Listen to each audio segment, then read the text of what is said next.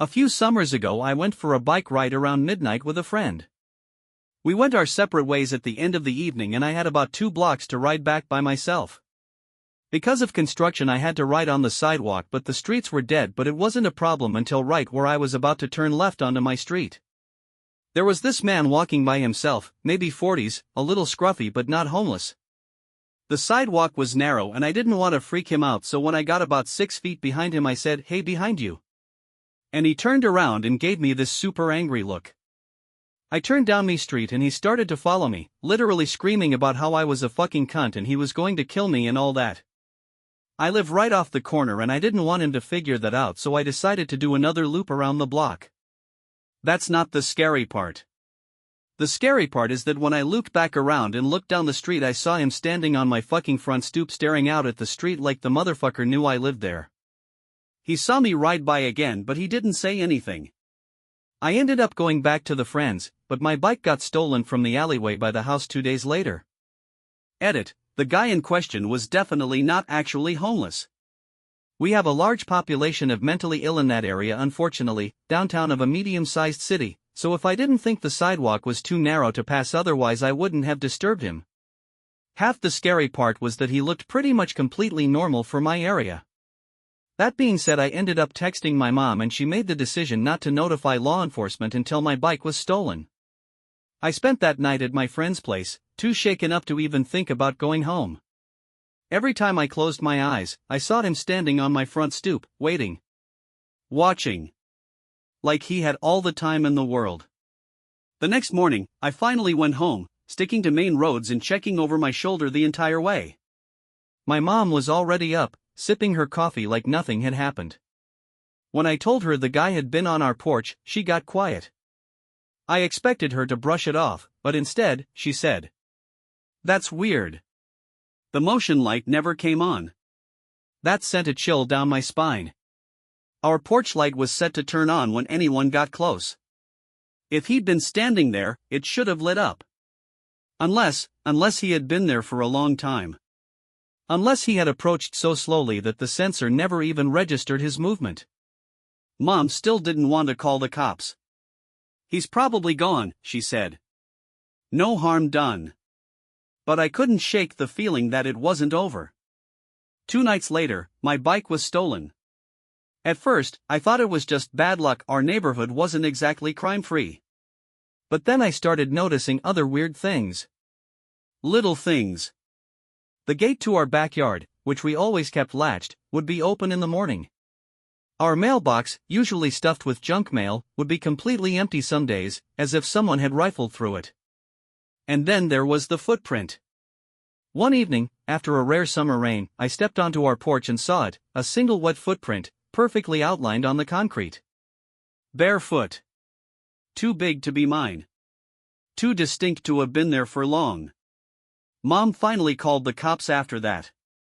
They sent someone out, but without evidence of a crime, there wasn't much they could do. "Probably just a drifter," the officer said, glancing around our quiet street. "You spooked him that night. Doubt he'll come back." I wanted to believe that.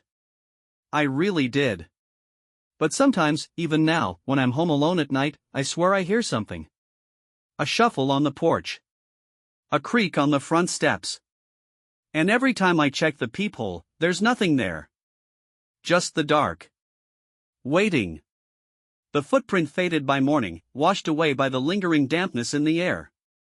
But I couldn't shake the feeling that someone had been there, standing barefoot on my porch in the dead of night. I started locking every door and window religiously. My mom still thought I was being paranoid, but I saw it in her eyes, she was scared too. Then, one evening, as I was closing the blinds in the living room, I saw something. A shadow. Not moving, not shifting, just standing. Across the street, half hidden behind a tree. Watching. The next morning, I found something tucked into our mailbox. No envelope, no return address. Just a single, dirty scrap of lined paper. "I saw you." I felt sick. I showed my mom, but she tried to brush it off. "Teenagers messing around," she said. But I knew better. This was him. He wanted me to know he was still there. A week passed. No more notes, no more footprints. I started to believe maybe it really had been some stupid prank. Then, one night, I woke up to a sound. A whisper. At first, I thought I imagined it, but then I heard it again, just outside my window. My heart pounded as I sat up, barely breathing. And then, so faint I almost missed it. I saw you. Our next-door neighbor, Mrs. Langley, had a fat old tabby named Jasper. He spent most of his time lounging on their porch, barely moving unless it was mealtime. One morning, he was gone. Mrs. Langley searched everywhere, calling his name. I wanted to tell her about the whisper, the note, but what could I say? That I thought a man had stolen her cat just to mess with me? A few days later, she found Jasper. Or, what was left of him. That night, I barely slept. Every noise outside made my skin crawl. I kept checking the windows, but nothing was there. Around 2 a.m., I heard it. The sound of metal rattling. The door handle. Slow. Deliberate. I froze, gripping my blanket so hard my hands ached. It stopped after a few seconds, but I didn't sleep at all after that. This time, when my mom called the cops, they actually seemed concerned. They took down the details, did a quick sweep of the yard, but they still had nothing to go on. Could be someone messing with you, one of the officers said. If it happens again, let us know. Again? What did they expect me to do, wait until he broke in? Days passed, and I started to feel normal again. No more whispers. No more rattling doorknobs. Then one morning, as I was leaving for school, I saw it. A smudge. Right on my bedroom window. A perfect, greasy handprint. That evening, the house phone rang. When I answered, there was nothing at first. Just silence. Then. I saw you. I slammed the phone down and backed away, my entire body shaking. Mom called the police again, but they still couldn't do anything. Might be a spoofed number, they said. I stopped answering the phone after that. One night, I was walking home from my friend's place when I got the feeling, again, that I was being watched. I glanced behind me. Nothing. Then I turned the corner onto my street and stopped cold. There, in the alley beside my house, was a figure. Not moving. Just standing. Watching. The next night, it happened. I woke up to a crash. Glass shattering. A thud. I bolted upright, heart pounding. Mom's footsteps thundered down the hall as she ran to my room. Stay here, she whispered, grabbing her phone. We called the cops. They found the back window broken, the latch forced open. But whoever it was, they were gone. After the break-in, Mom installed new locks and motion lights. I still didn't feel safe. Then, a week later, we smelled it. Something rotting. Decaying. It was coming from under our porch. When animal control arrived, they found what was left of another cat. But not just any cat. Jasper. 2 nights later, I saw him. I was walking home, cutting through a side street. Then I heard footsteps. Fast. I turned, and there he was. Not hiding. Not lurking. Running. Right at me. I took off. Sprinting as fast as I could, heart slamming in my chest. I didn't look back. I didn't have to, I could hear him. I made it to my house, fumbled with my keys, and barely got inside before he reached the porch. For the first time, I saw his face in the porch light. He grinned. And then, he walked away. Like it was nothing. After that, we left. Mom and I packed up and moved to a new neighborhood. New house. New locks. For months, I was terrified every time I went outside. Every time I saw a shadow in the street. But he never came back. At least, I don't think he did. Sometimes, though, when the house is quiet and the world is still, I swear I hear it. A whisper. I saw you. The new house was supposed to be a fresh start. It was farther from the city, quieter. Safe. 4 months, nothing happened. No strange noises, no missing pets, no greasy handprints on the windows.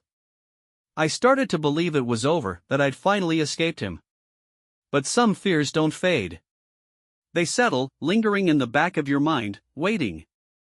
It started small. One night, I was alone in the house, reading in bed, when I heard a knock. Not at the front door, at my window. It was soft. Just a single tap. I told myself it was a branch, the wind, something mundane. But when I looked, there was nothing outside. Just darkness stretching across the empty yard. The next morning, my mom found the back gate open. Must have forgotten to latch it, she said, brushing it off. But I hadn't touched that gate.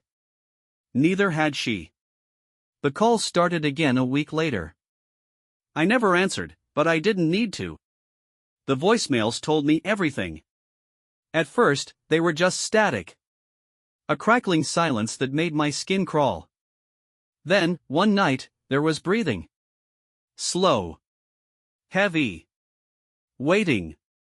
And finally, the whisper. I saw you. Mom wanted to change our number. I wanted to burn the phone and bury it 6 feet under. But deep down, I knew it wouldn't matter. He had found me. One night, I stayed late at a friend's house, trying to pretend life was normal. When I finally left, the streets were empty. The air was thick and still, the kind of quiet that makes you feel like something is just out of sight, just waiting. As I walked up to our house, I saw it. A single, muddy footprint on the front step. I stopped cold. My heart pounded in my ears as I reached for my keys, fumbling, hands shaking. I forced myself to turn, to scan the street, the yard, the shadows. Nothing. But then I felt it. A presence. Watching. The next morning, there was a note taped to the door. No envelope. Just a torn scrap of paper with 3 words written in shaky, uneven letters. You can't hide. We called the police. Again. They searched the yard, checked the security footage. Nothing. The camera at the front door had glitched out just for a few minutes. Right when the note had appeared. Mom started talking about moving again. I didn't argue. But deep down, I knew it wouldn't be enough. Because sometimes, late at night, when the wind is still and the world is quiet, I swear I hear it. A whisper. I saw you. We didn't move fast enough. A week passed, then 2. No more notes, no more calls. For the first time in months, I let myself believe that maybe, just maybe, he was gone. Then the power went out. It was late, past midnight. Mom was asleep down the hall, and I was lying in bed, scrolling mindlessly, when the room plunged into darkness. My phone screen became the only light, the sudden silence pressing in around me. A power outage. It had to be. A storm in the distance, or maybe just bad wiring in an old house. But then I heard it. The floorboards creaked. Not in the usual way, the way the house settled at night. No, this was deliberate. A slow, heavy step. Then another. Someone was inside. My stomach turned to ice. I held my breath, straining to listen. The sound came from the hallway. Close. Too close. I reached for my phone, my fingers shaking as I tried to type out a message to Mom. But before I could hit send, my screen lit up with an incoming call. No number. Just one word. Unknown. I hesitated just for a second before answering. For a moment, nothing. Just the same crackling static I'd heard before. But then, through the distortion, I heard it. A whisper. Low. Almost amused. You left the back door unlocked. I choked on a gasp, dropping the phone. My whole body was shaking.